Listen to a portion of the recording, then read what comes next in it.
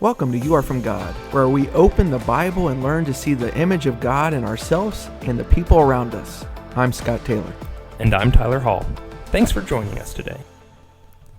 Welcome back, and on today's episode, we are going to be talking about heart doctors. You know, Scott, there's this phrase that you hear sometimes where everyone's a doctor, and in today's day and age, it seems more prevalent now than ever, especially with things that have been going on recently in the worldwide scope of things of the pandemic and different diseases, and obviously just having access to technology like we do. All you have to do is Google symptoms, and it seems like you can just figure out what's wrong with you, or a lot of times you figure out what's wrong with something else. Oh, this person sneezed, or oh, this person has this rash. Let me look that up. And so, you would think if that was all it took, then, well, we wouldn't need doctors anymore, at least for the diagnosing part, but that doesn't seem to have worked out in that way. And so as much as we would like to think we have all this access to information, we're still not experts in it. And so we have to understand this is the same issue that we approach and come to when we're talking about looking at or thinking we know somebody's heart. Yeah, and we just assume so often the motivations. It's sort of like, to your point of looking things up, it's amazing how often it ends up being the worst case scenario, symptoms and diagnosis, when the reality is it's not that normally, but it's because we have some knowledge, but we don't have all of the knowledge that's needed to make the decisions that need to be made. And that's kind of what happens from a spiritual standpoint, or at least looking in people's hearts and thinking that we know people's hearts, their intentions, their motive behind what they are doing, or what is needed in somebody else's life that I know better than they do, even in their situations. And that's not true, because normally that comes through our own biases that we have and what we bring to the story and our own experiences. And we see that throughout the scriptures. And to me, Tyler, and I know to you as well, one of the greatest ways to look at this is really the brothers Eliab and David, and what happens between those two in the story of David and Goliath. And David and Goliath, obviously our focus is on that part because that's just an amazing piece of the story of the Bible. But the situation between Eliab and David is something that we can learn so much from. And hopefully this will help us today on this podcast. And beginning in 1 Samuel, the 16th chapter, though, this is where Samuel goes and he's meeting with Jesse's boys, and David's not even there. And so he's meeting with them, and in verse 6, he says, when they entered, he looked at Eliab and thought, surely this Lord's anointed is standing before me. So Eliab looked the part, and we understand what happened with Saul when he had done that before, but he looked like he was going to be the king. In verse 7, though, it says, but the Lord said to Samuel, do not look at the appearance or his height or of his stature, because I have rejected him. For God does not see as man sees, since man looks at the outward appearance, but the Lord looks at the heart. And so they have to try to figure out where David is. They go get David. He's out with the sheep, and so you bring him in. Obviously, he's the one that's chosen. But what it comes down to is that it was not about, Eliab looking the part or thinking that he was going to be the king. It's about, as God says, it's about his heart. Then you come to the challenge. You come to David and Goliath, and we all know the story of David and Goliath, but maybe we kind of forget about this little part in the middle with Eliab and what happened. So Eliab sees his brother coming, and Eliab's a part of the army here of Saul that's just scared to death. Every single day, twice a day, this huge champion would come out and just yell at them and insult them and try to get them to send one over that they could just fight, and then whoever won, the other would become the slaves of, and so he's scared, and we're told that they're all scared. And David comes up and sees all this going on, and he's mad. Who would defy the king, or who would defy God, rather?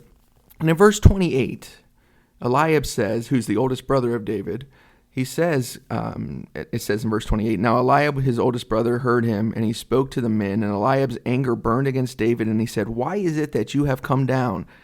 And with whom have you left those few sheep in the wilderness? I myself know your insolence and the wickedness of your heart, for you have come down in order to see the battle.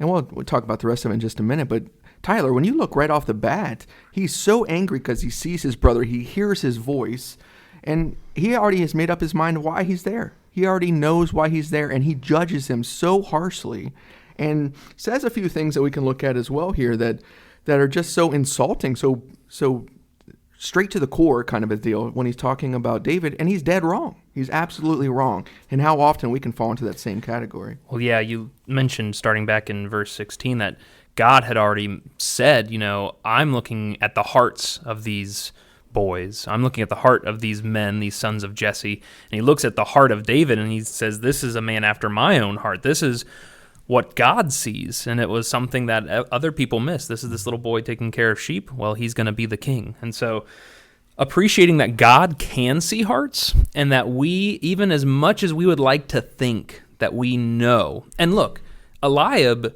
kind of expresses like, where are you supposed to be, David? Who's taking care of the sheep? You have a job to do. And sure, that makes sense. Now, his father had sent him, so clearly the sheep are taken care of. But Eliab just starts working with the information he knows, but he takes this raw information and he does something to it. And I think we do this a lot. He adds his bias. Now, we know that because of the next thing that David says. This is not the first time that this issue occurs. And so just like us, there can be some people that, whether it's us to them or them to us, or maybe back and forth, we just assume what's going on. I think you can see this in marriages sometimes, where you just don't actually communicate and talk and are willing to be open and gentle and understanding and reasonable with one another, but you just see things that happen and you just jump to these assumptions. And the phrase that he uses here, I know your arrogance and your evil heart, the wickedness of your heart. How dangerous is it for us to assume, whether it's we say it out loud or say something in our heads, like Eliab does here, when God has already said, I've looked at David's heart and it's pure and it's good. And we see from the actions that follow through this, the well-known actions of the story, that God is with David. And so I guess when we look at this story, Scott, we have to be so careful about when we are tempted to act like Eliab and say, I know your heart. When we're looking at somebody else's behavior and their actions.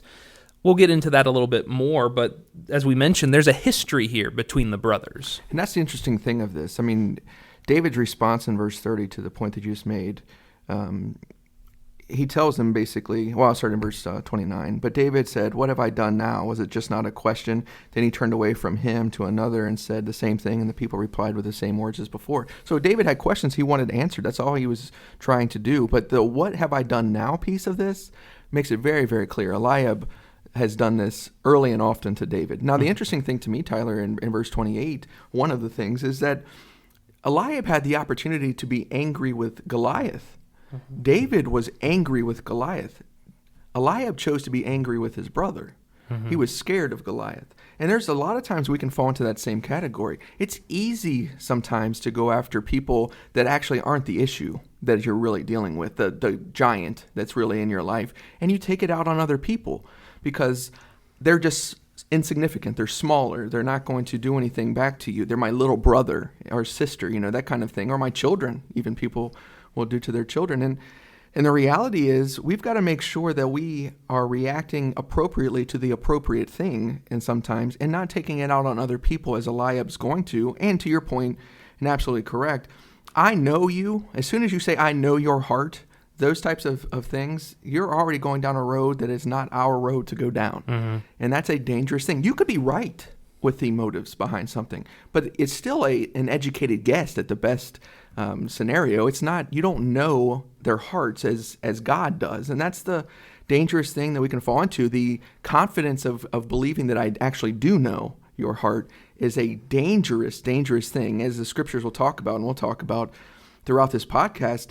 I'm going to be judged based on how I judge other people. And there's no question that God knows my heart. He knows my motivation, and I don't know others. And I'm going to be judged based on how I do that with other people. And Eliab, believe it or not, does not become the hero of the story. Eliab, matter of fact, we're not even told about anymore not because of this necessarily, but because of David and who David was, and his willingness to stand is just so important. The other thing, quickly, Tyler, that you see here is that, and you brought up him out with the sheep, he makes it very clear that he's with a few sheep. You just have a little bit of things that you're supposed to be doing, and you're not even doing those things correctly. Is the way that Eliab kind of makes this out to be. And to your point, he didn't know the backstory. But again, there's so often we can judge somebody, we can look at their motives in our minds, and then we also put them down for no reason. And there's no reason for Eliab to have done this. There's no reason for us to do it, but it's amazing how often we think we're Eliab. Yeah. man, David just says like, man, I'm trying to bring you cheese. What's going on? and we'll talk about this probably in the next episode or two, but David's response is, it's well-tempered, right? It's acknowledging Eliab's being a little overstepping his bounds as far as talking about knowing his heart. David could easily have been shaken by that, but he moves past that and he says, okay, Eliab's got an issue with me. I'm going to disengage. All right, brother, we've been through this before. I'm not here to talk about this. I'm focused on the giant. Right. So he goes and asks somebody else, and then they say, this is the guy. This is what the king says he's going to do for the guy who goes out and actually fights and beats him. And so David's focusing on God and on the situation, what needs to be done. There's going to be people in our lives that are like Eliab, but we need to be focused on the things that we're called to do and the people we have the opportunity to be. And so that's something to learn from David. But as we kind of wrap here at the end, Scott, I want us to think about how we can make sure that there's these moments that we have that we stop and we think, am I trying to look into somebody's heart and assume what I know? To the point that we keep making, God, who has made us in his image, knows the human heart. You've got reference after reference in the Old Testament about God knowing the secrets of man's hearts. He looks into them. He knows us better than we know ourselves. And then in the New Testament, you've got references, especially in the book of John, where Jesus talks about the fact that, Jesus knows what's in man, and he doesn't entrust himself to anybody because, he doesn't need anybody to bear witness about him. He's got the Father in him. And so Jesus can look into people's hearts, and he's able to speak exactly to what's going on and knows what people are thinking. Nobody else can do that. So the danger is sometimes we think we can. We put ourselves in Eliab's shoes and we're like, you've done this, you're here, it just makes me so angry. I know this is why you're here.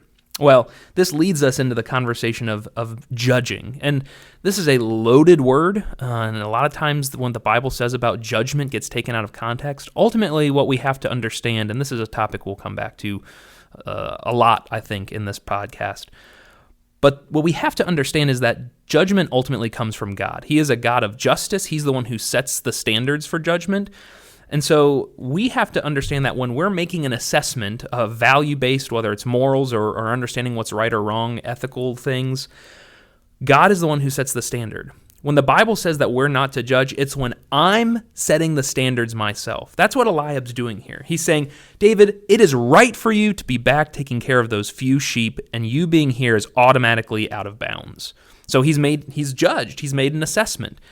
I know your heart. You're doing this because you just want to, self-aggrandizement. You're trying to make much of yourself. You want to see the battle, don't you? And so in Matthew chapter 7, this is the verse that so many people, even people who have never picked up a Bible, will quote, because it simply says in Matthew 7 and verse 1, Jesus teaching here in the Sermon on the Mount says, "Judge not, that you not be judged." Again, that's not saying we can't look at somebody's situation and make an assessment. It means, what's the standard of making the assessment based on? Jesus goes on to say this is about hypocritical judgment. He'll talk about the idea that you're going to see a speck in somebody's eye when you've got a plank. You're willing to tell other people how to live. You're willing to be the heart doctor for them, but you're not going to take the time to look at your own heart and see that there's so much there that needs worked on. And just by doing that, you can help somebody else as you work on those things together. We're going to talk a lot, I think, about the speck and the plank later on, but just understanding there that we cannot see into people's hearts. I've got enough to work on my own.